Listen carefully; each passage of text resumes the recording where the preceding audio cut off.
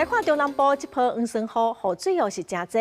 云林的大西乡就因为大雨，又搁拄到大涝，海水倒急，渔船放弃，阮仔的沙白鱼拢流走。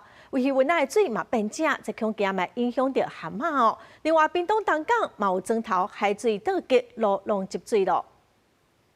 怪手紧急时间用钢棒甲鱼运帮花的孔扎起来，要防止大排水搁再灌入去温啊。连续几日天大雨，搁有拄到大漏水，云林大西养殖专区的排水系统未抗积，地使鱼运帮花放弃，造成真侪沙目鱼流出去，损失目前也无法度估计。今天就破掉了哈。那里啊？那将近8米的地方，整个体都坏掉。我们就。公告现在抢险了。雨水、正水入来窟啊，分油啊应该存活率存有3成啦。包括这届落雨，所有后壁云壳的病变会非常多。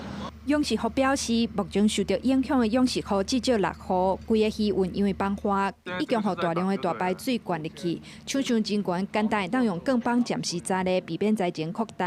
爱等待天气转好，才会当换水整理。那屏东东港镇东镇里一寡路段，因为落雨加上大漏水，海水倒急，地使路面积水。这2条溪咧排水，你变做讲，若满潮无满潮，就是对水沟孔，阮的排水孔无倒灌啊。